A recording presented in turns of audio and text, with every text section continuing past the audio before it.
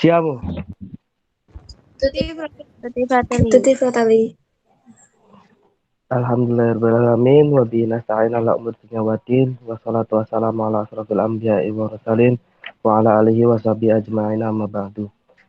Pertama-tama mari kita panjatkan puji syukur kehadirat Ilahi Rabbi yang telah memberikan nikmat, terutama nikmat sehat, sehingga kita bisa berkumpul dalam laurut pertama di periode sekarang. Salawat serta salam tak lupa pula kita panjatkan kepada junjungan Nabi besar kita Nabi Muhammad SAW beserta para keluarganya, sahabatnya, dan orang-orang yang mengikuti risalahnya sampai akhir zaman. Amin amin. Untuk mempersingkat waktu, saya akan membacakan CV dari pemateri pada siang hari ini. Nama Dewi Nur Azizah. Tempat tanggal lahir Kendal 30 Agustus 1999. Alamat Gang Tulus nomor 26 Dusun Sukup Wetan RT 02 RW 01 Kecamatan Patebon Kendal. Domisili sekarang itu di Pondok Pesantren Lescil Darun Najah. Untuk nomor telepon kalau perlu bisa dicatat 083119514 342. Pengalaman organisasi 2016 Ketua Palang Merah Remaja SMK Negeri 1 Kendal. 2016 Sekretaris Forum Palang Merah Remaja Indonesia Kabupaten Kendal. 2018 Kader Koperasi Mahasiswa UIN Wali Songo Semarang. 2019 Sekretaris KSR PMI Unit UIN Wali Songo Semarang. 2020 Wakil Ketua KSR PMI Unit UIN Wali Songo Semarang. Dan 2021 Dewan Penasih Korps KSR PMI Unit UIN Wali Songo Semarang.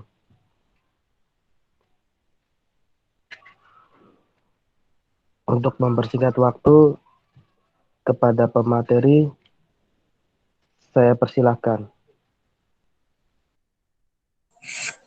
Oke, terima kasih moderator yang telah mempersilahkan saya untuk membawakan materi pada hari ini.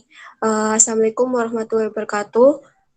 Waalaikumsalam warahmatullahi wabarakatuh. Tutti fratelli. Siamo. Tutti fratelli. Tutti fratelli. Siamo. Tutti fratelli. Tutti fratelli.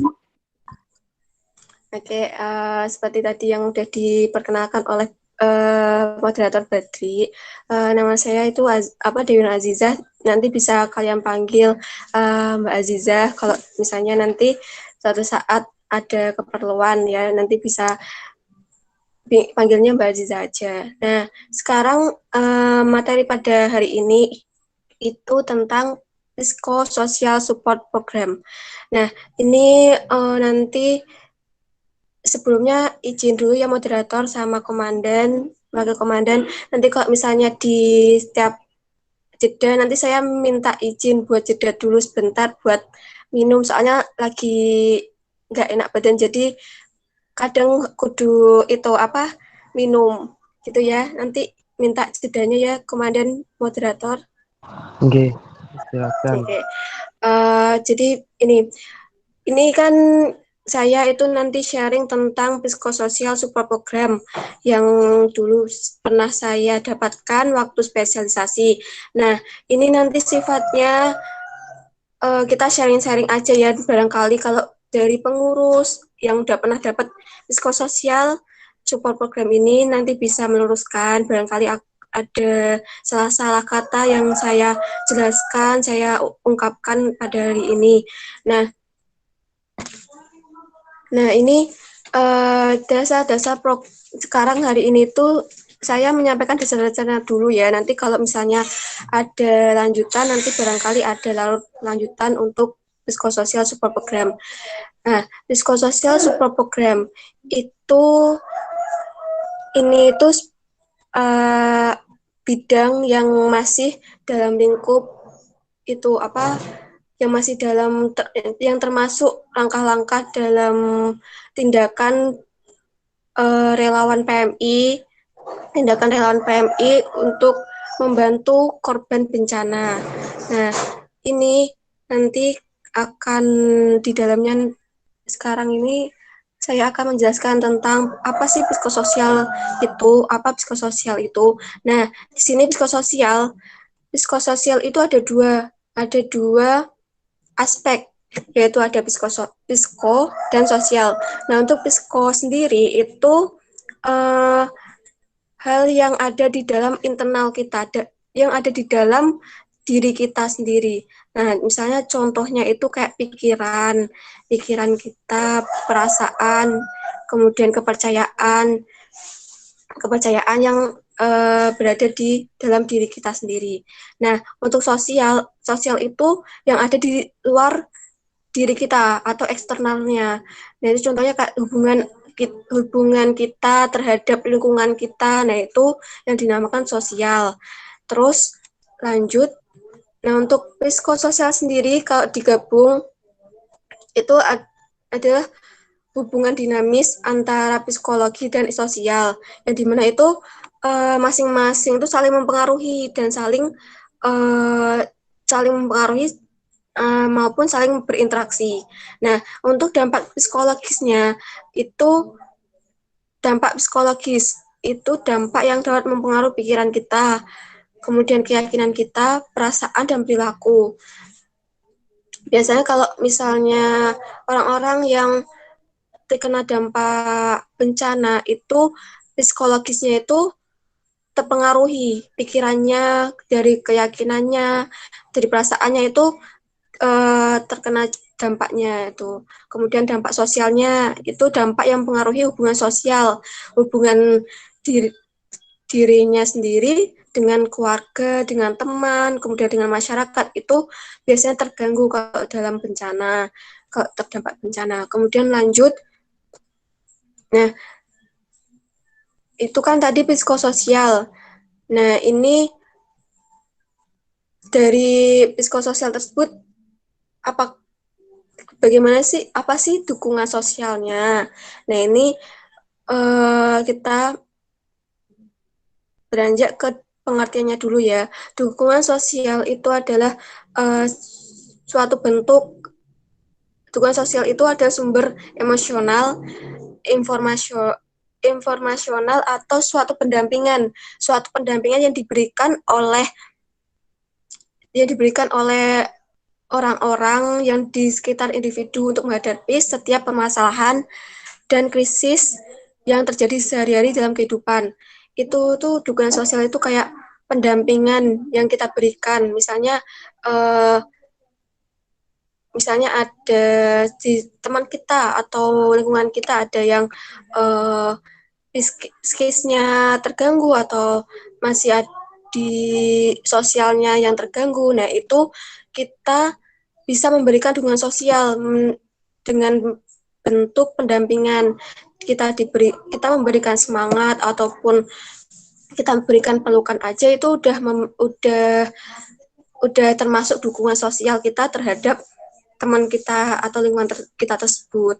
Nah, lanjut. Kemudian apa aja sih dukungan sosialnya? Nah, di jenis-jenis dukungan sosial. Dukungan sosial itu jenisnya ada 4, yaitu dukungan informasi, dukungan emosional, kemudian ada dukungan instrumental, dan dukungan penilaian. Untuk dukungan informasi, itu kita itu memberikan penjelasan atau memberikan informasi kepada individu yang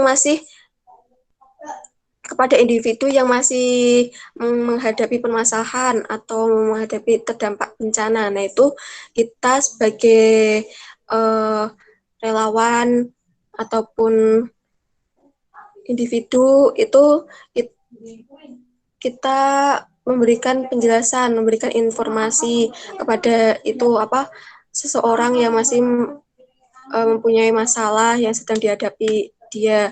Nah, contohnya seperti apa? Yaitu kita memberikan informasi tadi, memberikan nasihat. Kita memberikan nasihat apa yang benar, apa yang salah. Nah, itu termasuk dukungan informasi. Kemudian kita memberikan saran, memberikan petunjuk. Itu termasuk dukungan informasi. Nah, kemudian ada dukungan emosional. Dukungan emosional itu kita dukungan emosional itu kita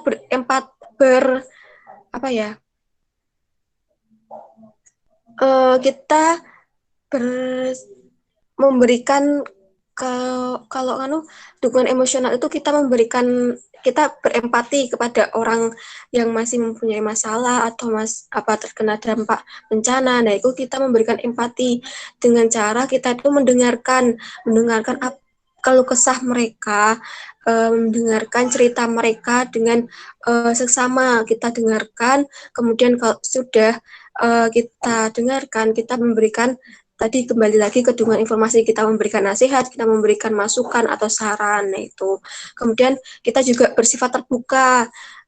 Bersifat terbuka itu maksudnya kita kalau ada informasi, kita kembali lagi ke dukungan informasi, kita ada informasi apapun, kita jelaskan, kita berikan kepada individu tersebut yang masih menghadapi masalah, kita terbuka saja memberikan informasinya.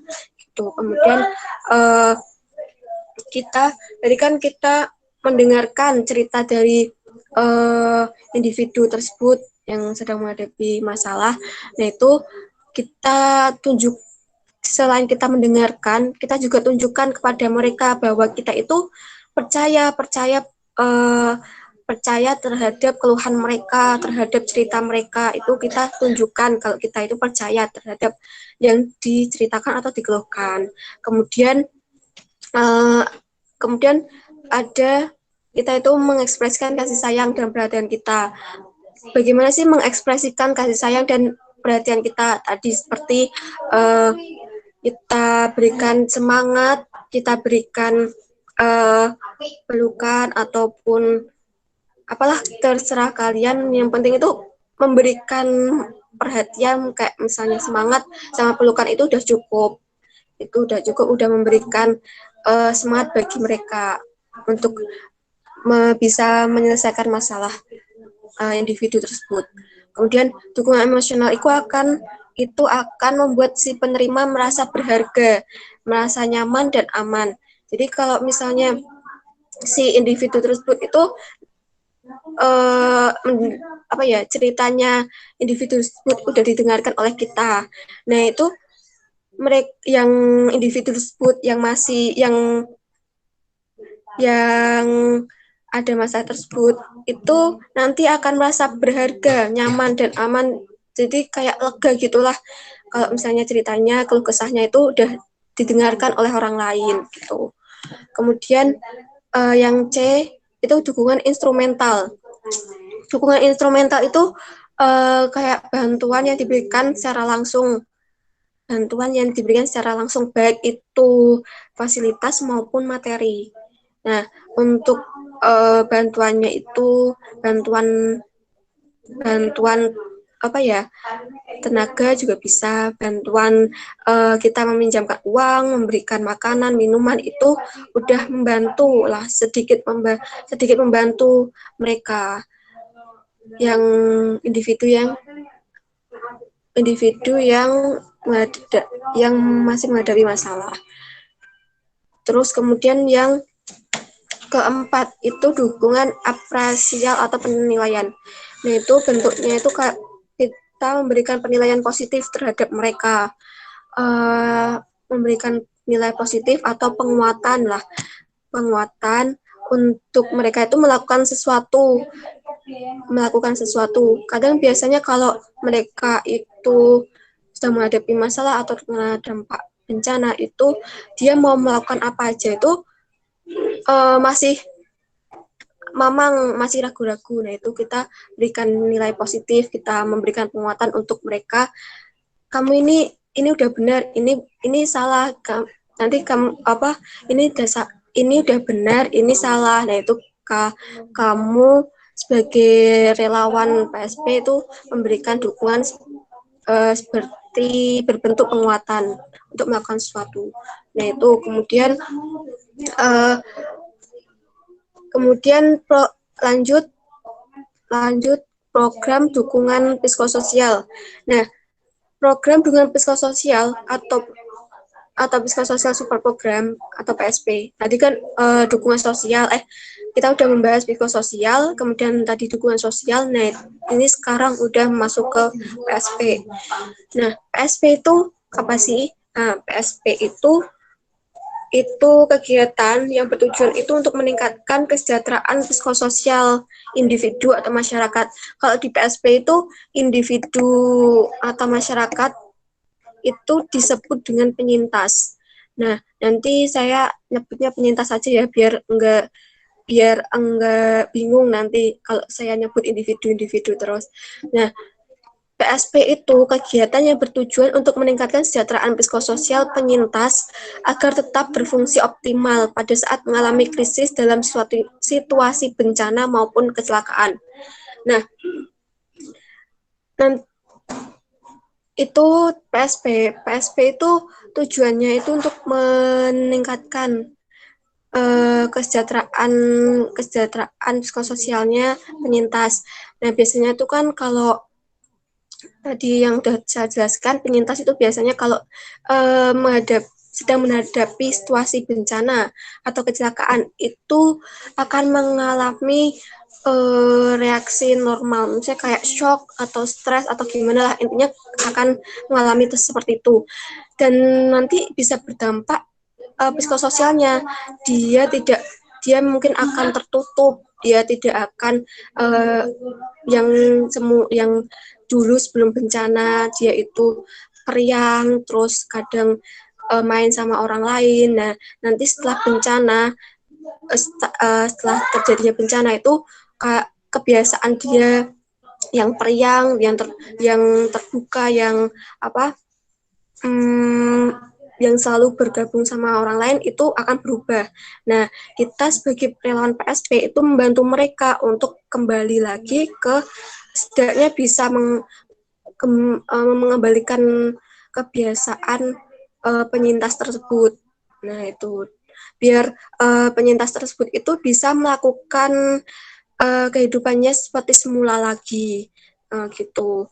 Kemudian ini pencapaian kesejahteraan psikososial itu yang bersumber tidak hanya dari kondisi psikologi penyintas, tetapi juga relasi sosial dan keterikatan dengan budaya tempat penyintas hidup dan berkembang. Gitu.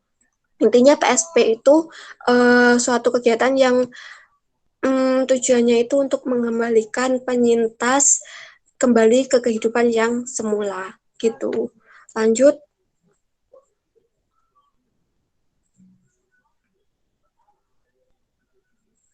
Manfaat PSP.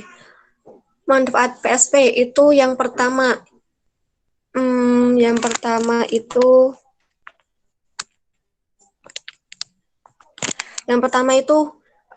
membantu penyintas atau individu untuk mengurangi beban emosinya.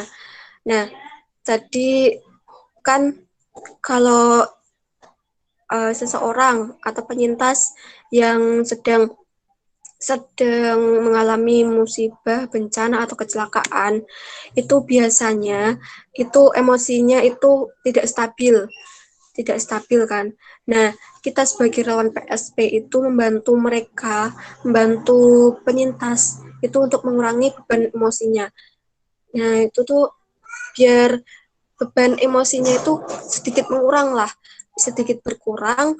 Nah, nanti biar penyintas tersebut itu biar bisa kembali ke aktivitasnya lagi gitu. Artinya untuk membantu individu atau penyintas dalam mengurangi beban emosinya. Kemudian yang kedua itu mengembalikan fungsi sosial individu di dalam lingkungan. Oke, ini mengembalikan fungsi sosial individu di dalam lingkungannya itu seperti tadi. Seperti tadi, kan kalau biasanya kalau apa tadi bukan hanya psikisnya saja, tapi juga sosialnya akan terdampak. Nah, itu kita sebagai relawan PSP itu biasanya mengembalikan fungsi sosialnya. Misalnya yang tadi yang sebelum bencana atau sebelum kecelakaan itu orangnya kerap ya sama tetangga, selalu nyapa tetangganya, tapi setelah bencana malah tertutup, tidak sosialisasi dengan tetangga. Nah, itu kita kembalikan lagi fungsi sosialnya penyintas tersebut. Kita mengembalikannya nanti kita seperti itu nanti untuk mengembalikan fungsi sosialnya nanti itu akan dibahas di paling akhir. Nah, itu. Kemudian manfaat PSP yang ketiga itu mengurangi risiko berkembangnya reaksi normal menjadi reaksi yang tidak normal. Nah, reaksi normal di sini itu contohnya seperti stres, shock, kemudian intinya itu kayak shock itu biasanya di reaksi normal yang akan timbul itu shock. Kemudian, nah PSP sendiri itu manfaatnya itu untuk mengurangi risiko. Jangan sampai penyintasnya tersebut itu yang awalnya shock malah tambah parah reaksinya. Nanti malah jangan sampai misalnya kayak reaksi yang tidak normal itu misalnya kayak depresi berat. Itu jangan sampai penyintas sampai ke tahap yang reaksi tidak normal. Itu manfaat PSP, mengurangi risiko berkembangnya reaksi normal menjadi reaksi yang tidak normal.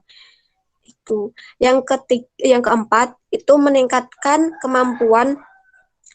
kemampuan individu di dalam pemecahan masalah-masalah yang dihadapi pasca bencana. Nah, itu kan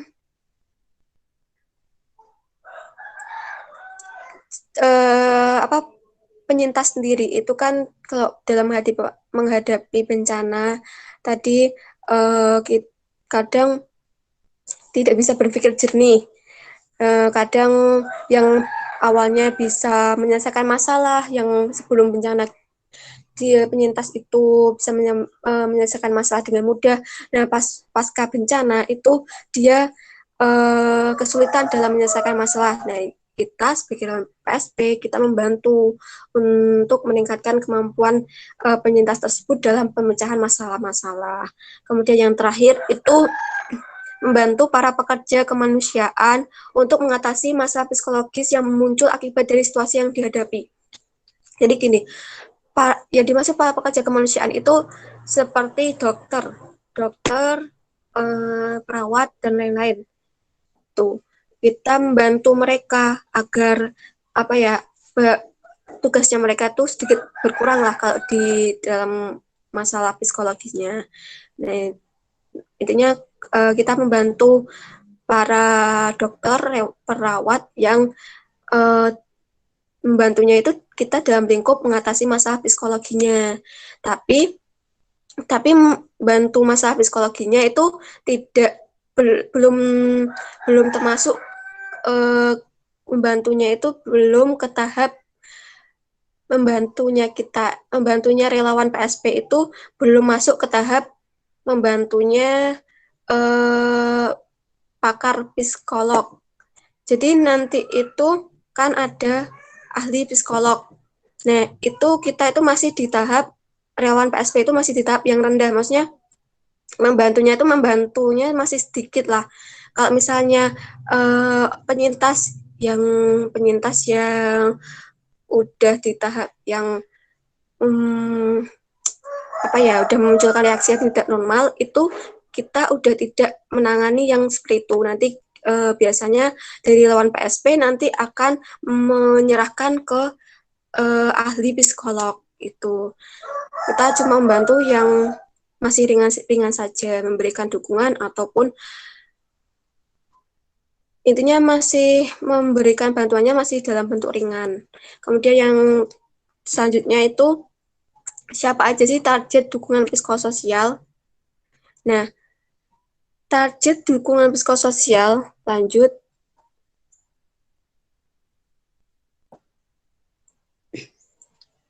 Nah, untuk target dukungan psikososial itu apa ya? Target dukungan psikososial itu bisa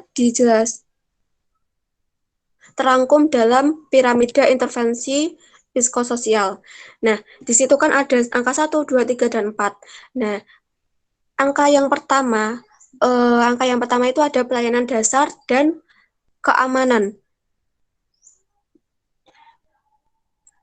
Pelayanan dasar dan keamanan itu biasanya untuk masyarakat umum. Pelayanan dasarnya itu untuk masyarakat umum, yang dimana masyarakat itu mengalami cemas karena sekolahnya roboh, rumahnya roboh, itu kemudian marah-marah karena tidak mendapatkan bantuan, itu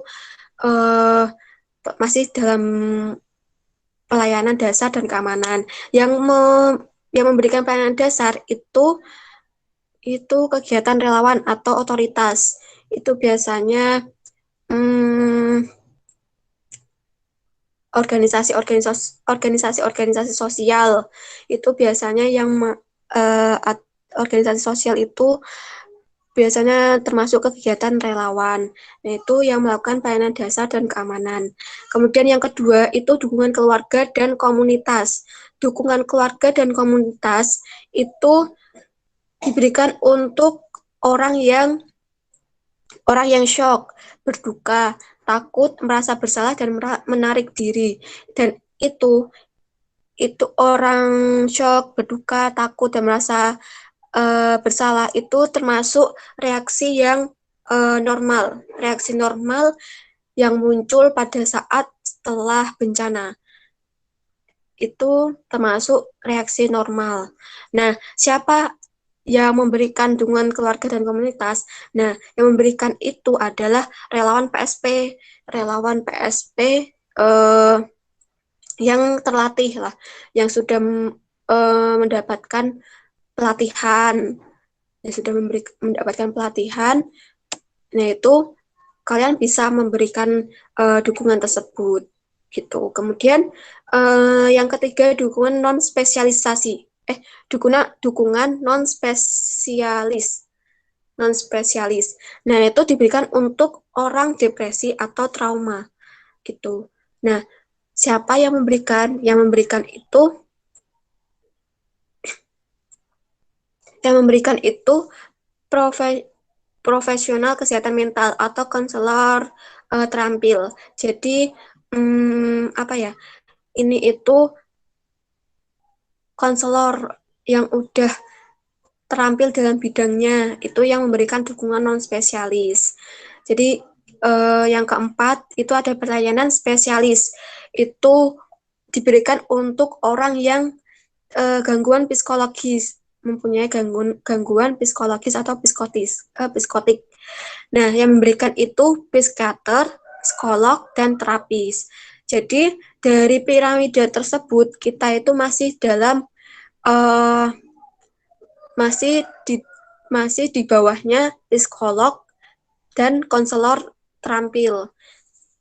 Jadi kalau misalnya nanti di dalam bencana atau kecelakaan kita menemukan orang yang reaksinya udah mulai masuk ke reaksi yang tidak normal.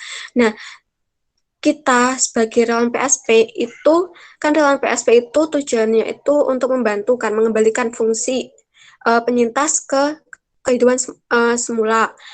Nah, sedangkan nanti kalau misalnya pas waktu bencana kok ada orang yang penyintas yang memunculkan reaksi yang tidak normal, kita tugasnya itu memfasilitasi penyintas tersebut, kita mendatangkan atau kita merujukkan penyintas tersebut ke ahli psikolog atau psikiater itu. Jadi kita itu kita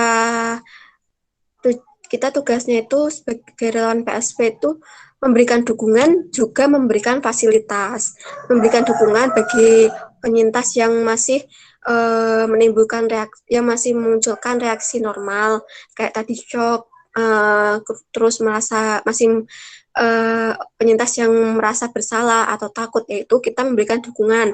Tapi kalau untuk penyintas yang memberikan reaksi yang mulai memberikan reaksi yang tidak normal, kayak udah depresi berat gitu, kita rujukan atau kita memfasilitasi ke ahli psikolog atau psikiater gitu. Nah, kemudian lanjut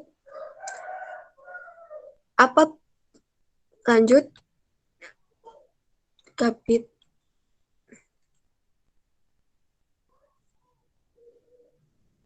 lanjut PPT-nya.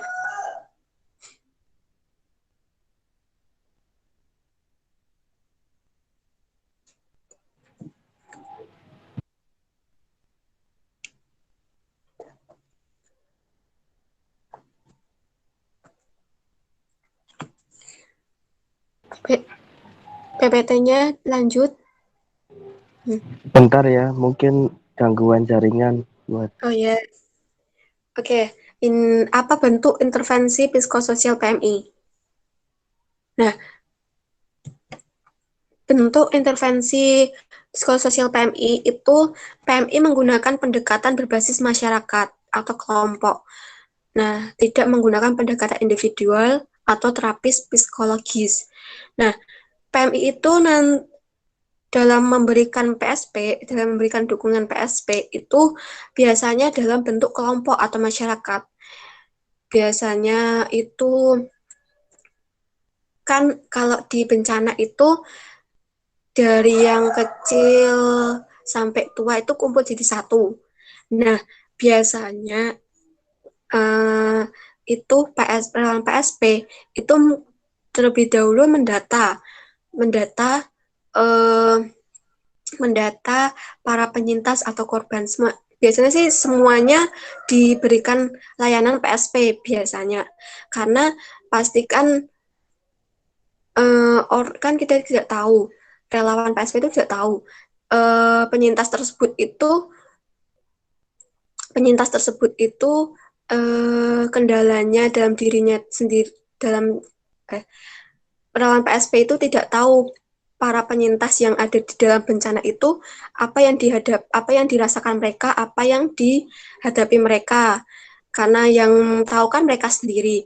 Nah, biasanya itu relawan PSP itu memberi pertamanya itu asesmen, mendata terlebih dahulu para penyintas yang ada di bencana.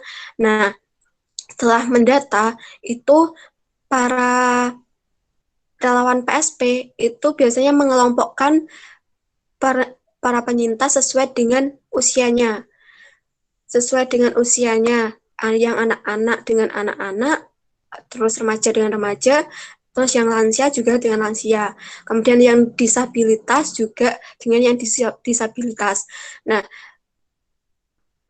relawan PSP sendiri itu nanti kalau sudah mengelompokkan, itu biasanya akan melakukan pendekatan dengan cara menghibur ataupun dengan mengajak para penyintas untuk melakukan aktivitas yang dilakukan para penyintas sebelum terjadi bencana. Biasanya kalau itu dalam kelompok lansia, dalam kelompok dewasa dulu aja.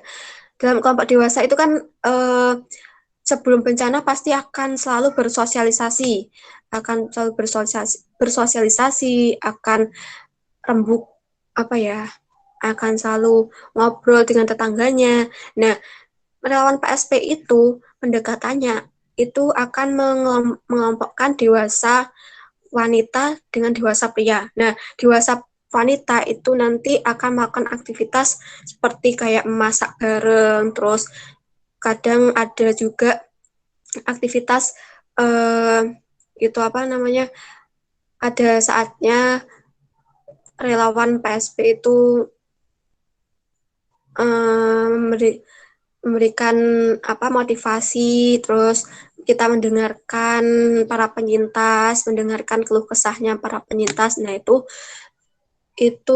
yang biasanya dilakukan. Itu masih kelompok yang dewasa. Nanti di bagian akhir nanti ada aktivitas-aktivitas yang diberikan relawan PSP kepada para penyintas yang anak-anak, lansia, disabilitas itu apa aja. Itu sebagai contoh terlebih dahulu. Jadi PMI, PSP PMI, relawan PSP PMI itu pendekatannya itu berbasis masyarakat, tidak individual. Kalau individual itu udah masuk ke tahapnya ahli psikolog. Kemudian, mengapa tidak menggunakan pendekatan individual atau terapi psikologi? Nah, lanjut. Mengapa tidak menggunakan pendekatan individual? Yang pertama, alasannya itu karena terapi psikologi atau konseling itu kurang tepat jika dilakukan kepada penyintas yang mengalami reaksi-reaksi normal, reaksi-reaksi psikologi normal. Jadi, kalau untuk penyintas yang mengalami reaksi-reaksi normal, itu yang dibutuhkan mereka itu dukungan. Terus dengan cara kita mengembalikan, dengan cara kita sebagai relawan PSP dengan cara mengembalikan kebiasaan mereka itu sudah tindakan yang tepat. Jadi kalau misalnya pendekatan individual itu cocoknya itu untuk penyintas yang menampilkan reaksi yang tidak normal, itu udah masuk ke terapi psikologi atau konseling. Kalau yang reaksi normal itu cukup melalui PSP PMI saja udah cukup, dengan memberikan dukungan itu udah cukup. Kemudian alasan yang kedua itu karena hanya sebagian kecil penyintas yang membutuhkan terapi psikologi. Itu di sini paham ya? Karena kan penyintas itu tidak semuanya akan mengalami depresi berat, tidak semuanya itu akan mengalami depresi berat. Ada kalanya penyintas itu cuma shock terus takut itu. Jadi untuk pendekatan individual itu tidak tepat jika diberikan untuk penyintas yang ada di dalam bencana. Kemudian yang ketiga itu alasan yang ketiga itu melakukan terapi psikologi atau konseling itu tanpa pengetahuan, tanpa pengalaman itu tidak memadai, justru dapat membawa dampak buruk. Nah, seorang relawan PMI itu kan kita sudah melakukan spesialisasi tentang PSP, tetapi pengetahuannya itu tidak mendalam seperti psikolog ataupun seperti psikiater. Kita sebagai relawan PMI yang dalam bidang PSP itu hanya mempelajari tentang dasar-dasarnya, bagaimana kita menghadapi orang yang mengalami reaksi normal itu saja. Dan seorang relawan PMI yang dalam bidang PSP pun dia yang mengikuti spesialisasi pun tidak basicnya itu tidak seorang psikolog. Ada juga yang seperti saya kan basicnya tidak dari psikolog itu ya. Jadi relawan PSP itu tidak semuanya basicnya psikolog. Jadi kadang pengetahuannya masih kurang, pengalamannya juga kurang. Jadi yang digunakan PMI itu pendekatannya masyarakat atau kelompok gitu. Kemudian yang alasan yang keempat itu karena di Indonesia itu penanganan yang bersifat individual itu belum terlalu dipahami sehingga kurang mendapat respon dari para penyintas gitu. Jadi yang dibutuhkan karena para penyintas sendiri itu sebenarnya kalau yang mengalami penyintas yang mengalami reaksi-reaksi normal itu sebenarnya masih bisa sedikit-sedikit menyelesaikan atau memecahkan masalahnya sendiri gitu. Tinggal kita memfasilitasi saja dengan cara memberikan dukungan psikososial itu udah termasuk fasilitas dari PMI. Yaitu di Indonesia hanya perlu diberikan dukungan PSP dengan pendekatan masyarakat saja. Karena di Indonesia itu pendekatan secara individual itu kurang dipahami lah. Dan di Indonesia juga pun orang-orangnya kan udah terbiasa di daerah setempat atau budayanya kita sendiri kan sudah terbiasa untuk kumpul atau bersosialisasi dengan orang lain. Jadi lebih cocok itu menggunakan pendekatan masyarakat daripada individu gitu. Kemudian lanjut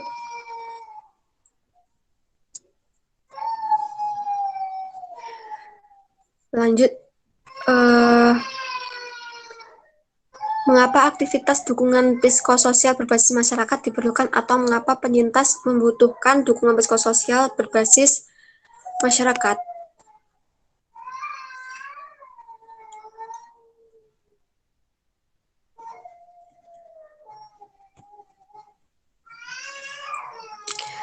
Oke, kenapa penyintas itu membutuhkan dukungan psikososial berbasis masyarakat? Karena tadi yang sudah saya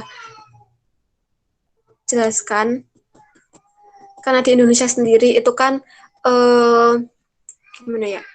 Karena di Indonesia sendiri itu kebiasaannya itu selalu berkumpul atau bersosialisasi dengan orang lain. Jadi kita sebagai relawan PSP pun tidak sulit untuk memberikan fasilitas atau pelayanan untuk penyintas karena kita dengan melakukan pendekatan masyarakat pun itu sudah cukup. Kita mengumpulkan para penyintas sesuai dengan kelompoknya masing-masing itu sudah memberikan dukungan, udah upaya dalam mengembalikan penyintas tersebut ke kehidupan yang normal gitu. Kemudian lanjut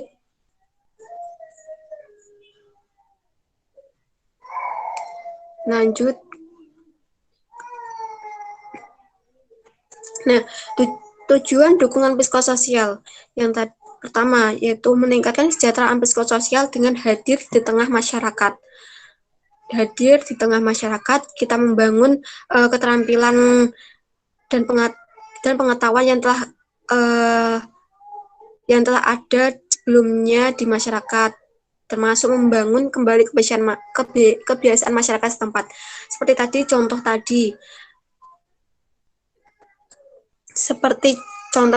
yang relawan PSP mengumpulkan para penyintas sesuai dengan kelompoknya masing-masing.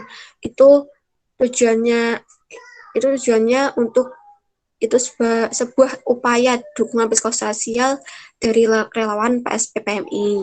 Nah, itu untuk mengembalikan atau untuk membangun kembali kebiasaan masyarakat yang sudah ada sebelumnya. Misalnya itu sebelum ada bencana itu ada kalau di RT itu selalu ada kayak kumpulan di RT atau RW. Nah, pastikan kalau pasca bencana itu kebiasaan tersebut hilang. Nah, kita sebagai relawan PSP mengembalikan kembali kegiatan tersebut, kayak memunculkan kembali lah. Jadi kita itu mengumpulkan mereka, terus kita relawan PSP dan para penyintas itu kumpul, terus rembuk-rembukan, itu setidaknya itu termasuk dukungan psikososial gitu. Jadi kayak tujuannya itu kita kumpul itu untuk menghibur satu sama lain, kita mengembalikan tawa mereka kembali. Kan pasti para penyintas yang mengalami reaksi normal itu pasti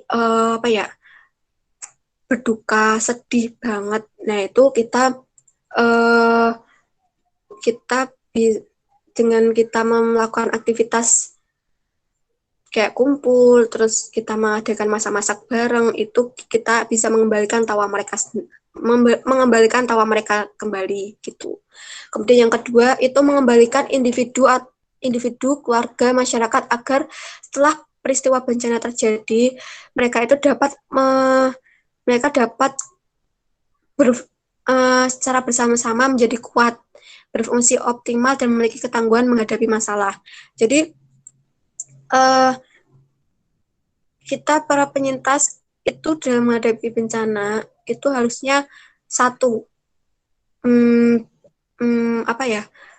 mempunyai visi misi bareng-bareng.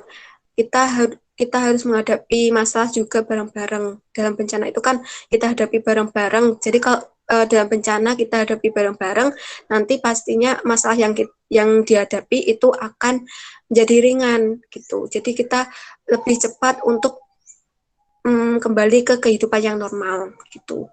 Kemudian lanjut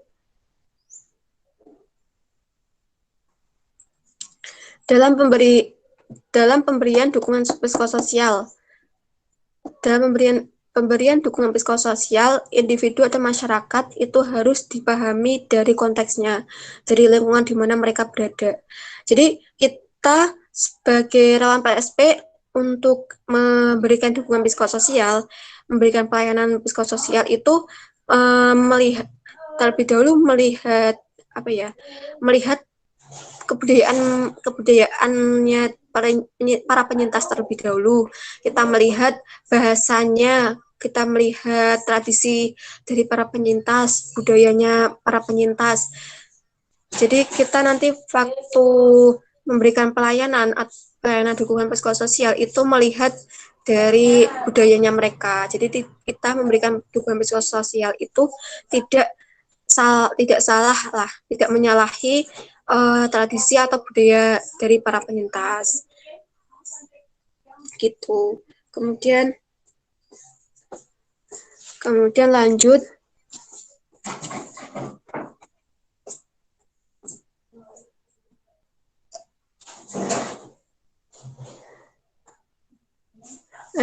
itu tadi ruang lingkup tentang pembahasan dukungan psikososial.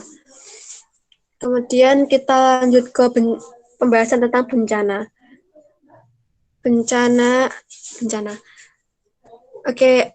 Aku minta tolong dong dari salah satu pengurus atau dari Cata, ada yang membacakan tentang definisi bencana.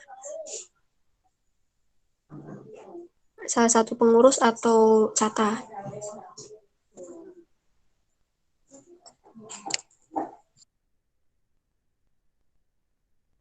Saya, Kak. Cata Evana, silakan dibaca coba. Bencana adalah suatu peristiwa atau rangkaian peristiwa yang mengancam dan mengganggu kehidupan dari penghasilan masyarakat yang disebabkan oleh faktor alam dan atau faktor non-alam maupun faktor manusia sehingga mengakibatkan timbulnya korban jiwa manusia, kerusakan lingkungan, kerugian harta benda, dan menimbulkan dampak psikologis. Terima kasih untuk Cata Evana. Jadi tadi yang sudah dibacakan oleh Cata Evana dapat ditarik kesimpulan bahwa dalam bencana itu nanti akan menimbulkan, tidak hanya menimbulkan korban jiwa, tidak hanya menimbulkan kerusakan lingkungan dan harta benda saja, tapi juga akan menimbulkan menimbulkan dampak psikologi dari para korban bencana. Jadi korban bencana itu penyintas. Nah, nanti itu para korban bencana itu pasti akan psikisnya itu sedikit terganggu lah. Kayak shock itu kayak shock, terus merasa bersalah, itu termasuk ke dampak psikologi. Nah, itu. Kemudian lanjut. Oke. Untuk jenis bencana tadi dari pengertian bencana itu kan tadi ada bencana alam, bencana non alam, dan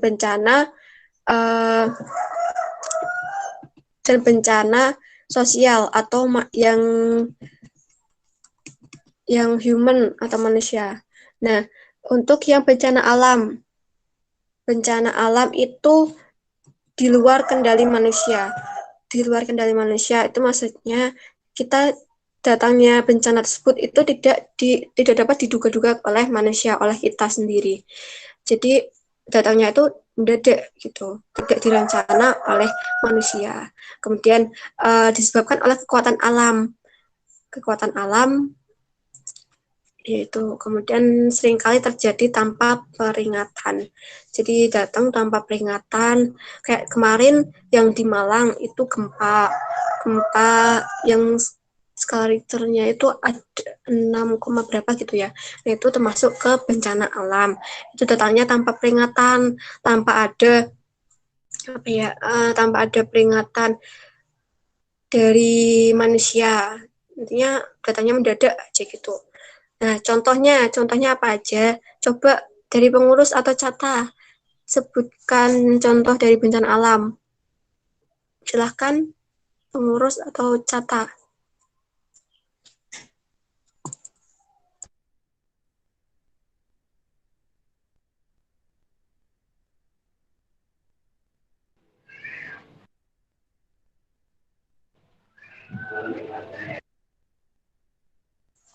Silakan pengurus atau Cata. Kecuali moderator nggak boleh jawab.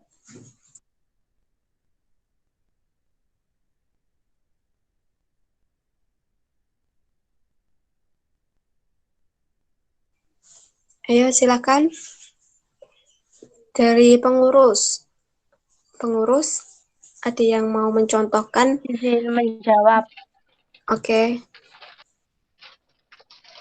Contoh dari bencana alam ya, itu kayak banjir, terus gempa, terus angin puting beliung, itu termasuk kan ya? Terima kasih. Ya, terima kasih untuk pengurus, untuk Rekanita Maidatul. Oke, tadi yang dicontohkan oleh Rekanita Maidatul itu benar. Itu kayak tadi banjir, kemudian banjir, terus puting beliung. Itu emang contoh dari bencana alam, karena datanya itu karena di luar kendali manusia. Pastinya banjir kan tidak bisa dikendalikan oleh manusia. Nah, terus kayak banjir bandang itu tidak bisa dikendalikan oleh manusia. Itu kekuatan alam juga. Terus puting beliung juga kekuatan alam. Terus datanya pun tidak ada peringatan, tidak ada petunjuk lah intinya itu. Kemudian lanjut ke bencana non alam.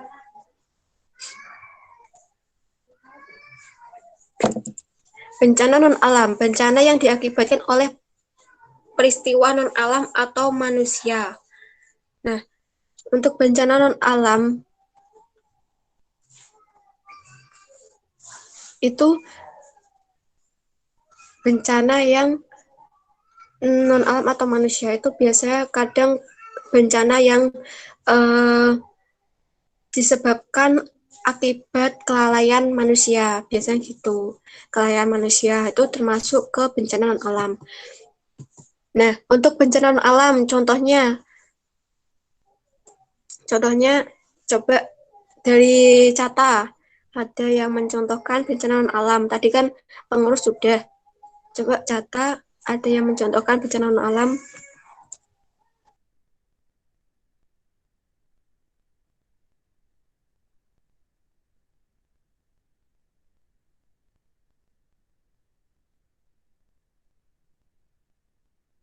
Silakan Cata.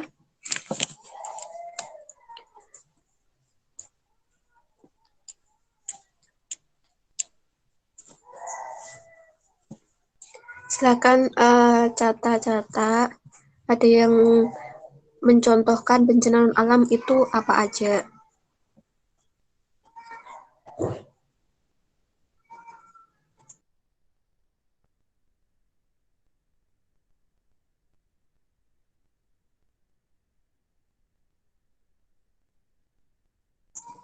Kalau enggak ada, saya tunjuk ya.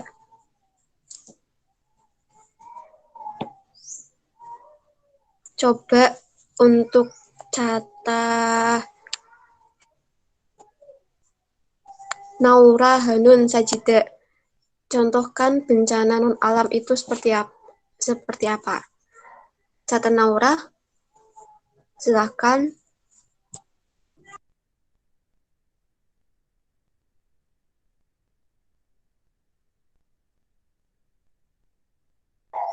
Cata Naura. Cata Naura.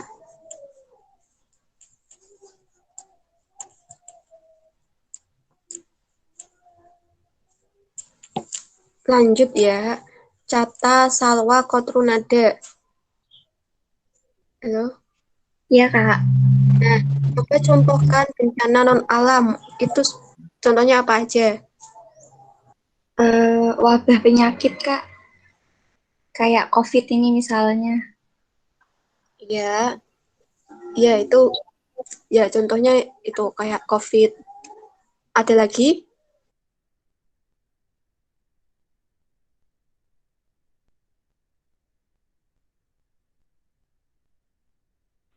Kebakaran, Kak. Iya, itu bisa karena kebakaran itu kan karena kelalaian manusia, itu termasuk ke bencana non alam. Ada lagi nggak? Banjir, Kak. Kalau banjir itu termasuk ke bencana alam. Ini kan bencana non alam karena banjir itu kan gimana ya? Itu masuknya ke bencana alamnya, bukan bencana non alam. Gitu.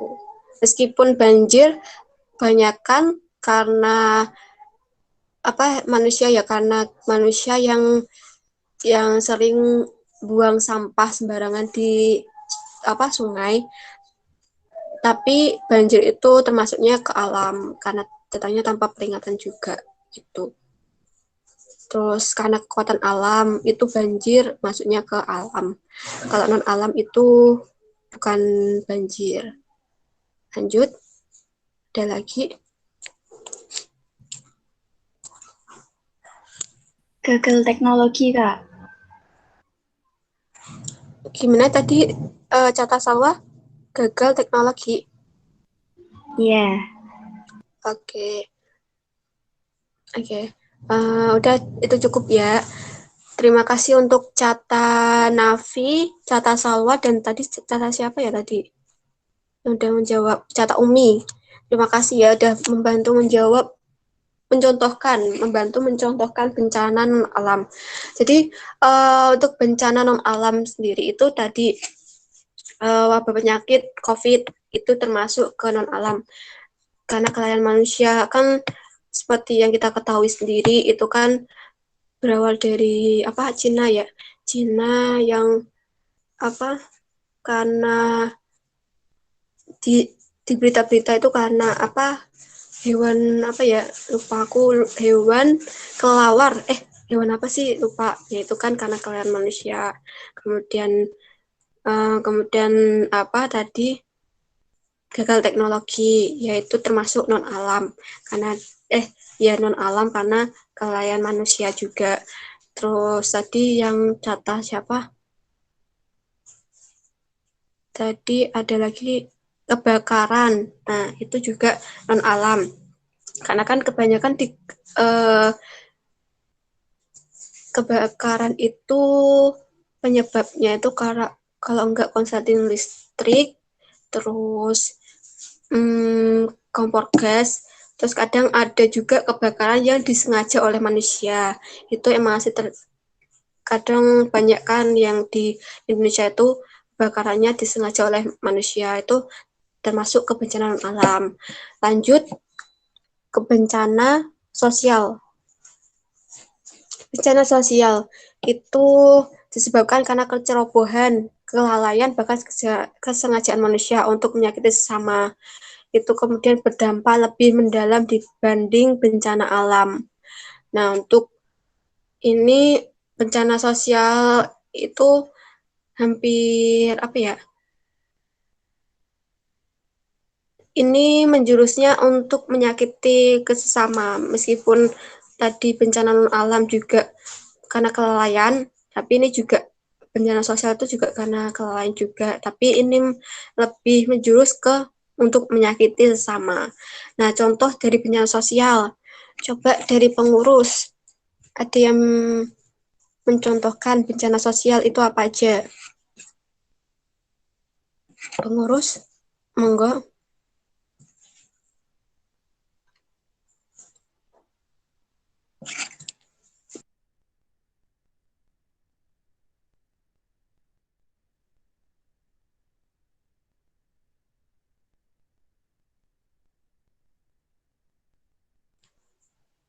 Monggo dari pengurus mencontohkan bencana sosial itu apa aja? Atau saya tunjuk Jawab. Bit Afwan, gimana? Apa aja Bit? Tawuran, Mm-mm. terus demo yang ricuh gitu, Mm-mm. terorisme masuk gak sih? Iya masuk karena itu kan untuk menyakiti sesama gitu. Terus udah nggak tahu lagi itu kan. Oke, terima kasih untuk Bit Afwan dan sudah mencontohkan tentang bencana sosial. Jadi tadi tentang demo, terus terorisme, terus tawuran. Oke, itu semua memang termasuk ke bencana sosial karena itu kan kesengajaan manusia, kecerobohan manusia yang dimana itu untuk menyakiti sesama. Tawuran itu menyakiti sesama, terorisme juga menyakiti sesama. Kemudian tadi demo juga, demo yang ricuh, tapi demo yang ricuh kalau demonya anak mahasiswa itu enggak bencana sosial karena kan biasanya demonya mahasiswa itu kan di apa ya, dipantau apa ya, kayak dipantau sama polisi lah nah itu. Tapi kalau demo yang sampai ricu itu biasanya itu apa, dapat menyakiti sesama, itu termasuk ke bencana sosial. Terus lanjut,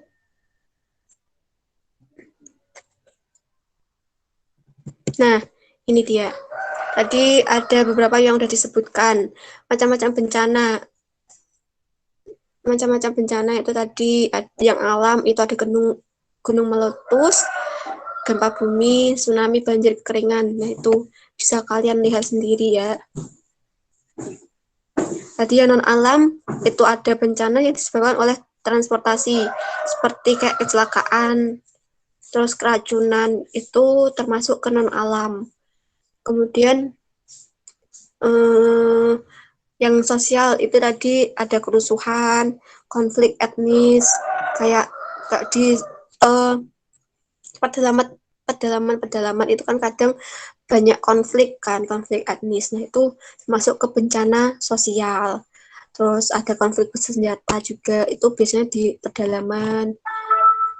Situasi pengungsian. Kalau situasi pengungsian itu, yang dimaksud situasi pengungsian di sini itu kayak itu. Biasanya kalau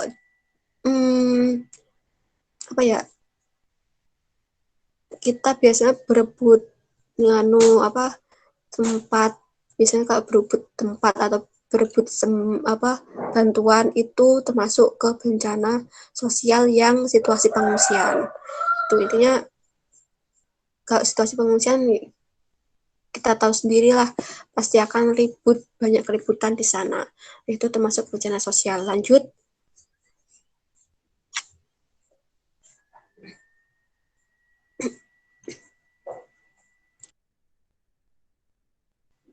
Kemudian reaksi langsung setelah bencana. Tadi yang sudah saya sebutkan, reaksi langsung setelah bencana itu reaksi yang normal. Reaksi langsung setelah bencana itu reaksi yang normal. Biasanya itu kebanyakan reaksi yang muncul itu reaksi yang normal. Nah, reaksinya apa aja? Itu kayak shock, tegang, takut, merasa bersalah, terus menarik diri, bingung. Nah, itu reaksi normal reaksi normal para penyintas yang ketika dalam menghadapi peristiwa yang abnormal. Peristiwa abnormal itu ya itu seperti kayak kecelakaan, bencana, itu termasuk ke peristiwa abnormal. Lanjut.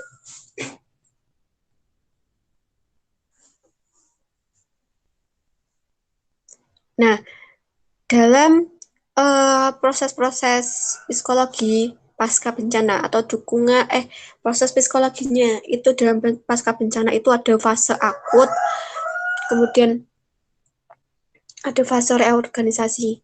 Yang saya bahas sekarang di sini itu fase akut. Nah, fase akut itu yang pertama berlangsung beberapa menit, jam, atau hari. Jadi ini fase akut ya. Fase akut itu dialami para penyintas saat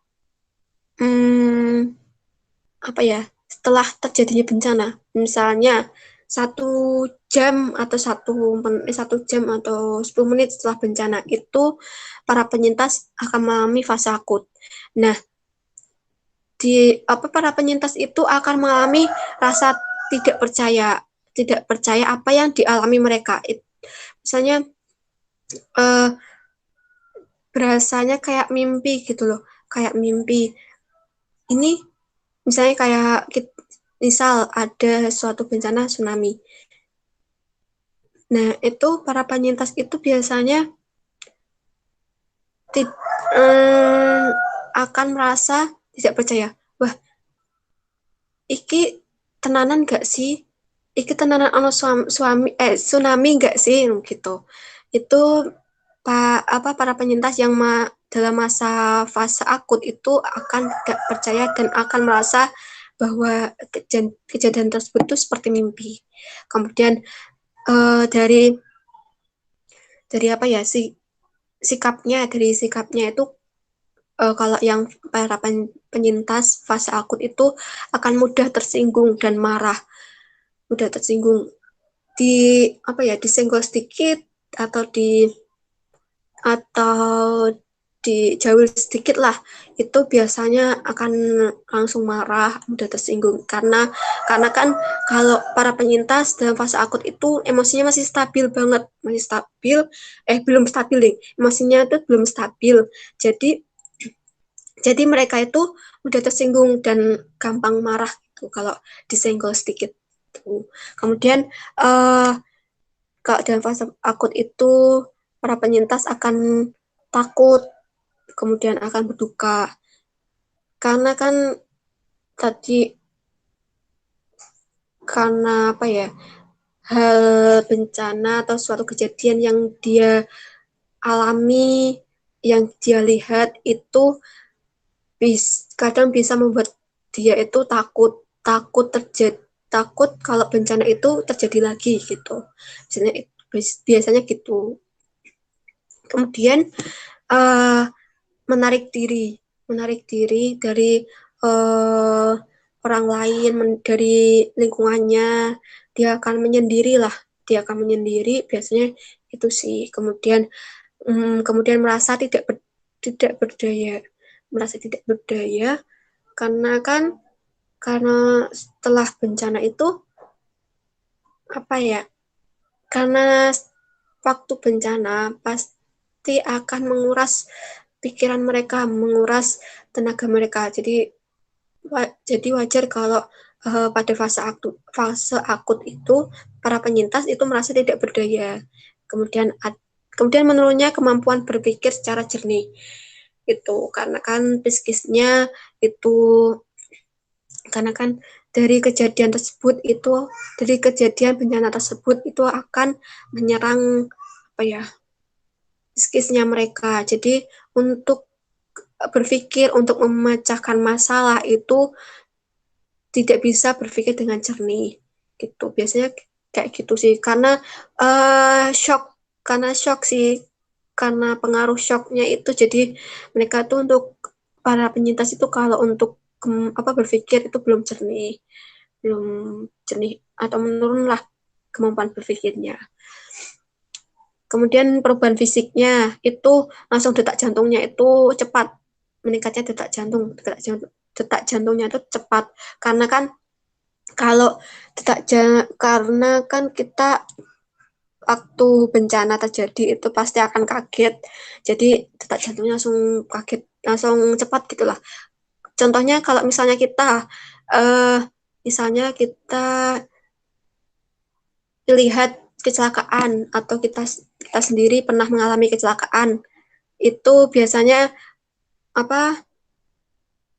detak jantungnya langsung deg-degan gitu kan, langsung cepat gitu. Dan itu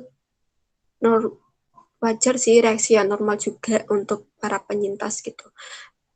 Yang selanjutnya coba yang tadi fase akut. Nah, kemudian tekanan darahnya juga akan mempengaruhi juga. Tekanan darahnya kadang rendah, kadang tinggi, tergantung juga sih Kak. Intinya tekanan darahnya itu akan berubah, kemudian berkeringat, bernafas cepat. Biasanya itu timbul reaksi kayak gitu, berkeringat karena ya kita sendiri yang kadang udah pernah mengalami kecelakaan ataupun bencana itu pasti akan menimbulkan dampak tersebut, kayak berkeringat, nafasnya, detak jantungnya itu akan cepat. Lanjut ke fase berikutnya.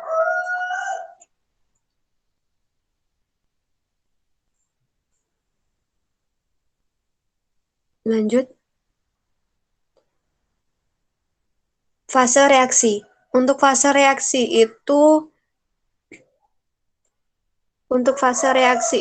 ada berlangsung 1-6 minggu. Itu udah masuk ke fase reaksi. Kan tadi kalau fase akut itu jangka waktunya menit, jam, atau hari kan.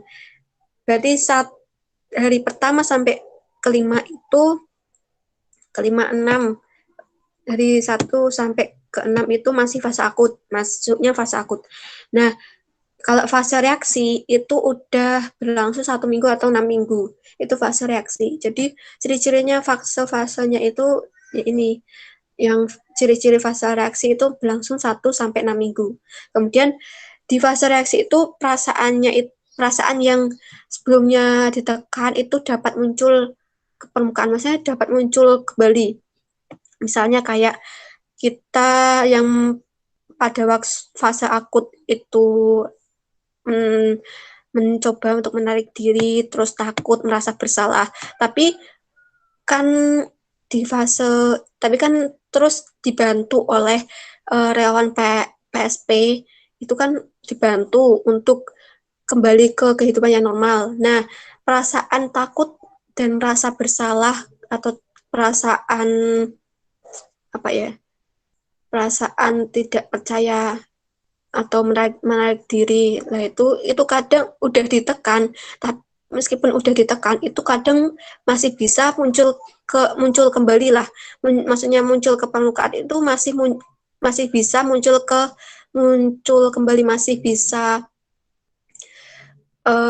kita rasakan. Misalnya kayak udah dikasih pelayanan PSP, tapi tiba-tiba itu rasa takut tersebut itu bisa muncul kembali gitu. Itu yang dimaksud muncul ke permukaan. Tuh. Kemudian takut kembali. Nah, takut kembali berada di lokasi bencana. Nah, itu di fase-fase 1 minggu sampai 6 minggu itu masih takut kembali ke lokasi. Nanti bencana itu masih bisa terjadi nggak sih? Kayak misalnya kayak gunung meletus yang Merapi itu, kebanyakan para pengungsi atau penyintas itu di fase reaksi ini masih takut untuk kembali ke rumahnya masing-masing. Karena kan nanti takutnya gunungnya itu masih mengalami erupsi gitu. Jadi masih takut untuk kembali ke lokasi bencana. Nah, itu kemudian mimpi buruk. Orang yang biasanya mengalami trauma atau mengalami suatu kejadian yang buruk bagi mereka, itu biasanya ada orang yang sampai mengalami mimpi buruk, sampai ke bawah ke mimpi lah, itu biasanya tuh. Kemudian mereka itu saking seringnya mimpi buruk, biasanya itu sampai insomnia. Biasanya sampai nggak bisa tidur lah gitu. Kemudian cemas juga. Kemudian kan yang tadi fase akut itu mudah tersinggung. Nah, di fase reaksi pun juga masih lebih mudah tersinggung lah. Kemudian depresi. Kemudian masih merasa bersalah, kemudian berduka, terus berpikir tentang bagaimana mempertahankan hidup. Nah, di fase reaksi, kan di fase akut tadi itu untuk kemampuan berpikirnya itu kan menurun, tidak bisa jernih lah. Nah, di fase reaksi ini itu udah mulai berpikir, para penyintas atau para pengungsi bencana itu udah mulai memikirkan kehidupan yang selanjutnya, untuk memikirkan bagaimana kita untuk mempertahankan hidup. Para penyintas atau para pengungsi kan tidak selalu bisa mengandalkan dari bantuan. Kadang-kalanya mereka itu berpikir gimana sih biar kita itu bisa bertahan hidup gitu. Maksudnya mau selanjutnya ini mau kerja apa gitu. Nah, itu udah mulai difikirkan oleh para penyintas pada fase reaksi. Kemudian lanjut.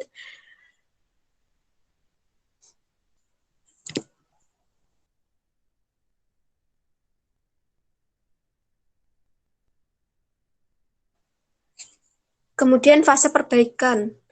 Kalau fase perbaikan itu udah hitungannya jangka waktunya itu udah bulanan. Jadi berlangsung 1 sampai 6 bulan. Kemudian perbedaan, nah, perasaan negatifnya itu udah mulai berkurang. Perasaan negatif, maksudnya was-was, khawatir, cemas itu udah mulai berkurang lah. Udah mulai berkurang, kemudian rasa sedih, kecewanya, rasa sedih, kecewa itu masih ada. Itu pasti masih ada. Tapi udah mulai dapat diatasi oleh mereka. Karena kan dibantu oleh para relawan PSP, udah ada fasilitas layanan gitu. Jadi rasa sedihnya itu udah mulai dapat diatasi gitu. Kemudian rasa sedihnya udah mulai diatasi itu maksudnya ya karena ada relawan PSP, kita di relawan PSP itu melakukan aktivitas-aktivitas menghibur ataupun mendengarkan keluh kesah para penyintas. Nah, itu rasa sedihnya udah mulai dapat diatasi. Kemudian muncul minat untuk menjalankan kembali kehidupan sehari-hari gitu. Karena kan tadi waktu fase reaksi itu udah mulai berpikir untuk mempertahankan hidup.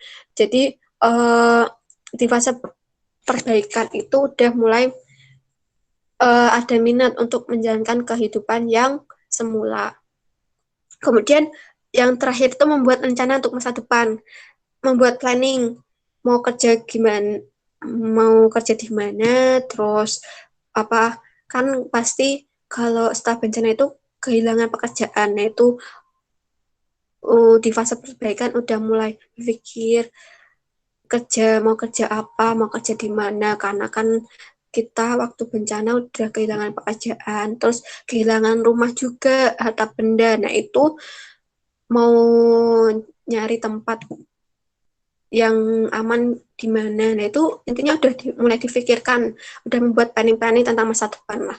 Kemudian lanjut ke fase reorientasi. Fase reorientasi itu berlangsung kira-kira 6 bulan setelah kejadian, setelah bencana lah, 6 bulan setelah bencana, berarti setengah tahun dari kejadian bencana tersebut. Nah, rasa berdukanya itu mungkin sulit untuk diobati, tapi udah mulai menerima dan ikhlas, udah lapang dada lah. Kita misalnya kita kehilangan orang terdekat kita, itu rasa berdukanya meskipun udah lama itu sulit banget terobati, tapi udah mulai dapat diterima, udah mulai ikhlas lah tuh.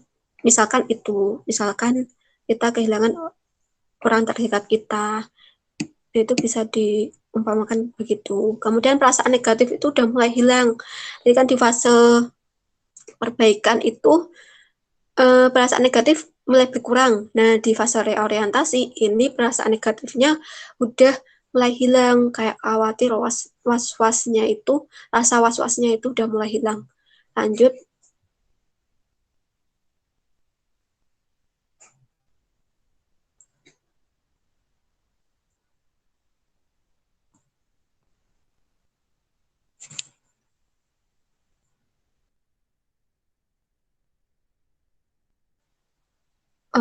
Moderator mau bertanya, ini nanti sampai jam berapa?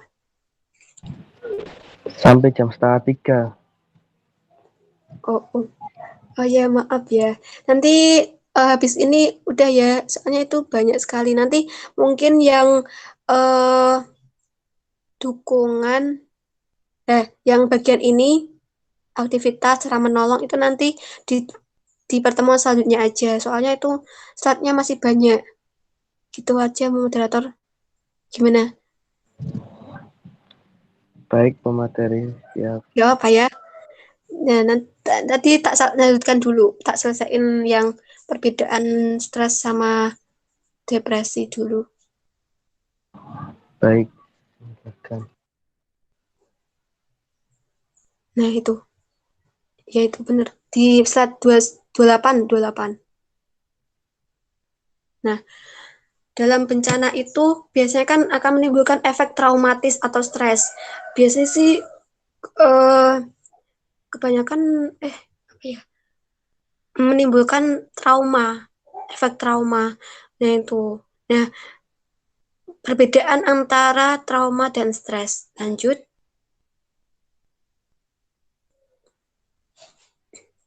Nah, untuk stres sendiri itu pengertiannya itu kondisi penuh tekanan. Kondisi penuh tekanan yang dimana itu berasal dari luar atau dalam seseorang, yang dimana itu dapat mengganggu keseimbangan hidup seseorang tersebut. Jadi sehingga menuntut seseorang tersebut melakukan penyesuaian secara fisik dan psikologis gitu. Jadi stres itu penuh tekanan lah intinya. Kemudian lanjut slide selanjutnya. Nah, perbedaan stres dan trauma. Untuk stres sendiri itu biasanya tidak didahului peristiwa traumatis. Misalnya kayak stres, misalnya kita stres dalam banyak tugas. Kalau stres dalam banyak tugas itu kan tidak didahului oleh peristiwa traumatis. Tuh, kalau trauma itu kan didahului oleh peristiwa traumatis. Peristiwa traumatis itu apa aja sih contohnya? Nah, peristiwa traumatis itu kayak bencana, kayak kecelakaan. Itu ya itu tergolong ke peristiwa traumatis yang bisa mengakibatkan seseorang itu trauma terhadap peristiwa yang yang dialami oleh seseorang tersebut. Kemudian kalau yang stres itu bertahap menumpuk sedikit demi sedikit. Jadi itu kayak kalau stres itu kadang datanya itu bertahap. Kemudian kalau misalnya stresnya itu belum bisa teratasi ya kalau ada stres dan kemudian tuh akan nambah gitu stres. Kalau stres itu gitu bertahap, kemudian menumpuk, terus sedikit demi sedikit datang, kemudian sedikit demi sedikit diselesaikan. Itu stres. Kalau trauma itu mendadak dan penyembuhannya pun dalam jangka waktu yang panjang. Intinya trauma itu disembuhkannya dengan bantuan psikolog biasanya kayak gitu. Karena untuk menghilangkan trauma itu kan ya bisa sih seseorang tersebut menghilangkan traumanya sendiri, tapi kadang ada juga yang melalui bantuan itu ahli psikolog gitu. Kemudian dampak hilangnya itu ketika stresor itu hilang, maksudnya penyebab stresnya itu hilang, maksudnya dampak yang timbul itu akan hilang ketika stresornya itu hilang. Intinya kita misalnya saya stres karena banyak tugas. Nah, itu ya saya harus biar stresnya hilang, biar tidak menumpuk. Itu ya saya harus berusaha untuk menghilangkan stres tersebut. Itu menghilangkan stres tersebut. Itu. Kemudian trauma itu berdampak jangka panjang. Jangka panjang. Jadi kalau orang yang mengalami trauma itu dia akan mengalami trauma dia kalau misalnya menemukan kejadian yang sama dengan yang dialami dia, itu pasti akan traumanya itu akan muncul. Dan kalau untuk mengurangi traumanya atau menghilangkan traumanya pun penyembuhannya pun kayaknya itu dalam jangka panjang juga itu lama intinya. Kemudian pengaruh stres itu berbeda untuk setiap orangnya. Jadi pengaruh stresnya itu berbeda-beda untuk tiap-tiap orang gitu. Pasti antara saya dengan moderator misalnya itu stresnya kadang beda-beda pengaruhnya, penyebabnya pun stresnya juga beda-beda gitu. Kemudian kalau trauma itu pengaruh traumanya itu sama untuk setiap orang, yaitu menakutkan. Intinya kalau traumanya seseorang yang mengalami suatu kejadian buruk itu akan menimbulkan efek negatif, yaitu menakutkan. Gitu. Yang ada di pikiran seseorang tersebut ya takut gitu. Itu yang dengan trauma. Lanjut.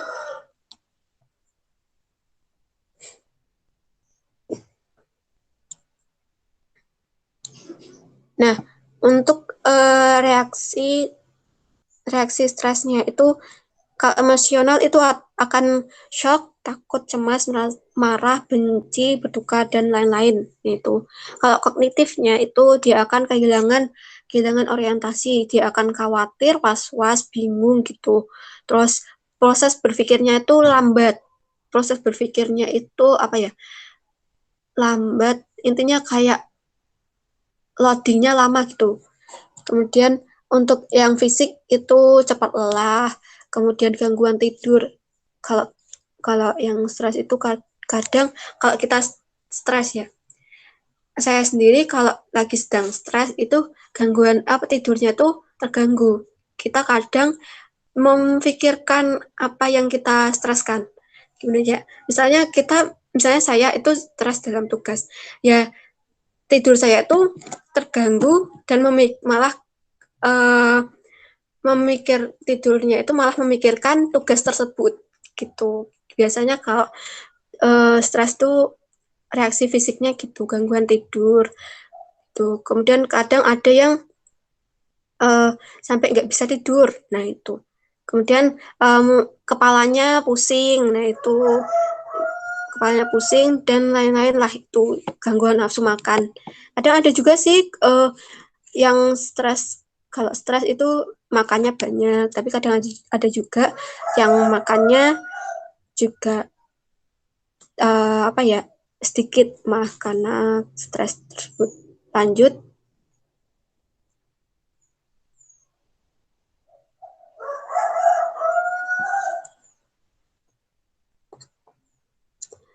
Nah, untuk perilakunya itu menyendiri, menarik diri dari orang lain, kemudian pekerjaannya itu pekerjaan yang dilakukan itu tidak bisa maksimal, hasilnya itu tidak maksimal, tidak bisa. Kadang biasanya itu pekerjaannya terbengkalai biasanya gitu. Kemudian kalau interpersonal itu sulit percaya dengan orang lain. Itu sulit percaya orang lain, mudah tersinggung dan marah-marah. Interpersonal tuh yang perasaan yang ada di dalam diri kita itu. Kemudian spiritual, kadang mempertanyakan mana hidup, terus marah kepada Allah, marah kepada Tuhan, terus mempertanyakan agamanya sendiri gitu.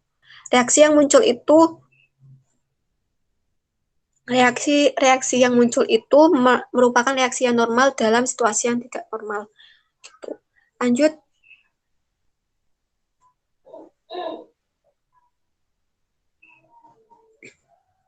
Nah, dalam bencana itu sebenarnya ada 3 kebutuhan yang harusnya diperoleh oleh para pengungsi atau para penyintas. Nah, ada kebutuhan praktis. Kebutuhan praktis itu kebutuhan kayak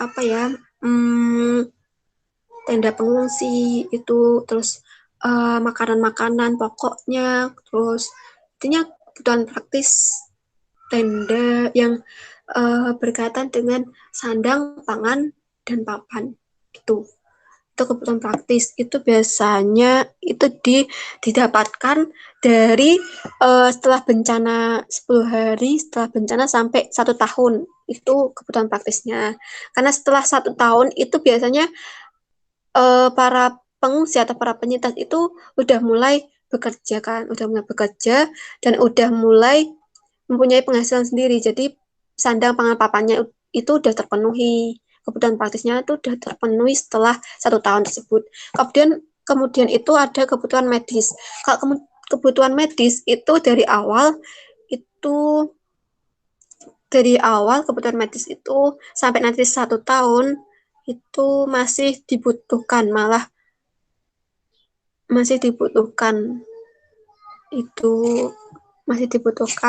karena kan pasti akan banyak yang mengalami luka-luka, yaitu kebutuhan medis.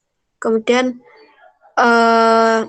ada kebutuhan psikososial. Nah, kebutuhan psikososial sendiri itu kayak dukungan psikososial yang dilakukan oleh relawan PSP. Nah, di sini kenapa kok lebih jangka waktunya panjang sampai 2 tahun? Karena kan para penyintas itu yang dialami psikisnya itu yang dialami oleh para penyintas itu kan beda-beda. Kadang ada yang 6 bulan kondisi psikis, kondisi sosialnya udah mulai membaik. Kadang ada juga yang sampai 2 tahun itu masih membutuhkan dukungan psikososial gitu. Jadi kebutuhan psikososial itu diberikan sampai jangkanya itu panjang. Kayak apa? Gempa yang ada di mana itu? Gempa yang tahun 2019. Iya, 2019 atau 2018 Pak saya. Nah, itu waktu saya mengikuti pelatihan spesialisasi itu, meskipun gempanya udah sekitar 6 bulanan kayak itu masih tim PSP yang PMI Kota Semarang itu masih bolak-balik itu datang ke lokasi bencana untuk melakukan dukungan psikososial. Tuh, jadi dukungan psikososial itu kebutuhan yang dibutuhkan oleh para penyintas itu dalam jangka yang panjang. Lanjut. Nah, oke. Udah itu aja. Karena ini kan dampak psikososial bencana terhadap kelompok rentan itu nanti barangkali nanti dari bidang diklat ingin melakukan latihan rutin lanjutan tentang psikososial. Ini nanti akan saya sampaikan yang dampak psikososial ini. Karena kalau misalnya disampaikan semua itu masih banyak, masih sekitar 20-an slide gitu. Waktunya tidak mencukupi. Monggo saya kembalikan ke moderator, barangkali ada dari pengurus atau Cata yang mau bertanya. Silahkan. Baik, terima kasih. Selanjutnya, barangkali ada yang mau bertanya, silakan untuk berbicara.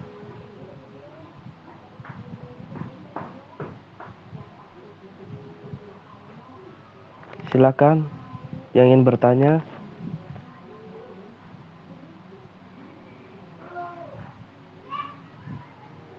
Ada yang ingin bertanya?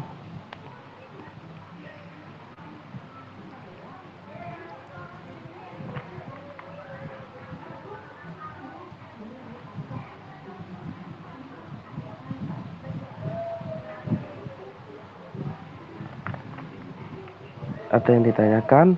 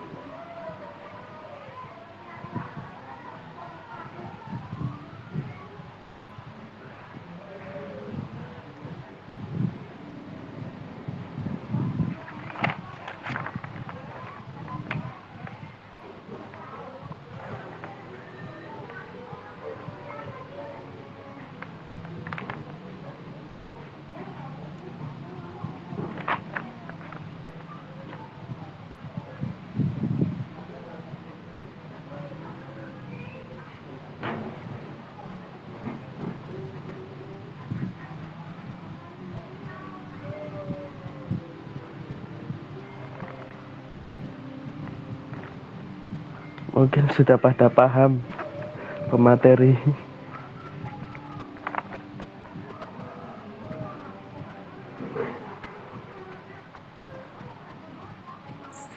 Oke, tidak apa-apa.